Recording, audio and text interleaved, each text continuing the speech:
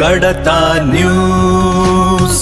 ರಾಜಧಾನಿ ಬೆಂಗಳೂರಿನಲ್ಲಿ ಯುವತಿಯ ವಿಚಾರವಾಗಿ ಯುವಕನನ್ನು ಕಿಡ್ನಾಪ್ ಮಾಡಿ ಹಲ್ಲೆ ನಡೆಸಿದ ಘಟನೆ ಬೆಳಕಿಗೆ ಬಂದಿದೆ. ಮೊಹಮ್ಮದ್ ರಫೀಕ್ ಎಂಬ ಯುವಕನನ್ನು ಅಪಹರಿಸಿ ಹಲ್ಲೆ ನಡೆಸಿದ ಆರೋಪದ ಮೇಲೆ ಅಪಾನ್ ಶಾಹಿದ್, ಅರ್ಫಾತ್ ಮೊಹಸಿನ್ ಹಾಗೂ ಅಲಿರನ್ನು ಬಾಗ್ಲೂರು ಪೊಲೀಸರು ಬಂಧಿಸಿದ್ದಾರೆ. 5 ಜನ ಆರೋಪಿತರು, ಅಂದರೆ ಒಟ್ಟು 6 ಜನ ಆಗ್ತಾರೆ. ಸೊ ಅಷ್ಟು ಜನರು ಕೂಡ ನಾವು ಅರೆಸ್ಟ್ ಮಾಡಿದ್ದೀವಿ. ಇನ್ನ ಕೆಲವೊಬ್ಬರು ಆರೋಪಿಗಳನ್ನ ಹಿಡಿಯೋದಿದೆ. ಅವ್ರಿಗೂ ಕೂಡ 2 ತಂಡ ಕೇರಳಕ್ಕೂ ಕೂಡ ಹೋಗಿದೆ. ಆಮೇಲೆ ಬೇರೆ ಕಡೆಗೆ ಮಾಹಿತಿ ಆಧಾರದ ಮೇಲೆ ಅಲ್ಲಿಗೂ ಕೂಡ ಕಳಿಸ್ಕೊಟ್ಟಿದ್ದೀವಿ. ಅದನ್ನು ನೋಡಿ ಮುಂದಿನ ದಿನಗಳಲ್ಲಿ ಅರೆಸ್ಟ್ ಕೂಡ ಮಾಡ್ತೀವಿ. 5 ಜನ ಆರೋಪಿತರು, ಅಂದರೆ ಒಟ್ಟು 6 ಜನ ಆಗ್ತಾರೆ. ಸೊ ಅಷ್ಟು ಜನರು ಕೂಡ ನಾವು ಅರೆಸ್ಟ್ ಮಾಡಿದ್ದೀವಿ.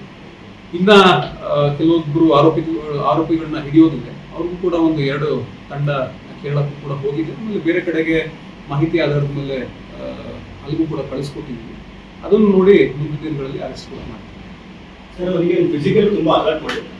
ಅಸಾಲ್ಟ್ ಮಾಡಿದ್ದಾರೆ ಅಂತಂದು ಅವ್ನು ಹೇಳ್ತಾನೆ. ಕಾರ್ನಲ್ಲಿ ಕೂರಿಸ್ಕೊಂಡು ಎಲ್ಲಿ ಸುತ್ತಾಡುವಾಗ ಮತ್ತು ಒಂದು ಸಂಪಿಗೆಹಳ್ಳಿ ಲಿಮಿಟ್ಸ್ ಒಂದು ಗ್ರೌಂಡ್ನಲ್ಲಿ ಏನು 112 ವೆಹಿಕಲ್ ಹೋಗುತ್ತಂತ. ಸೊ ಅಲ್ಲಿ ಹೋದಾಗಲೂ ಕೂಡ ಅವ್ರ ಸ್ನೇಹಿತರೆಲ್ಲರೂ ಸೇರಿಕೊಂಡು ಕೈನಲ್ಲಿ ಹಲ್ಲೆ ಮಾಡ್ತಾ ಇದ್ರು ಅಂತಂದು ಕಂಪ್ಲೇಂಟಲ್ಲಿ ಹೇಳ್ತಾನೆ.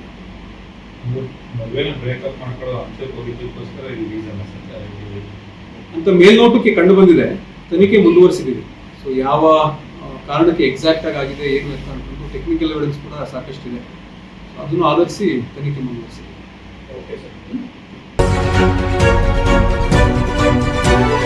ಪಬ್ಲಿಕ್ ಕಡತ ನ್ಯೂಸ್.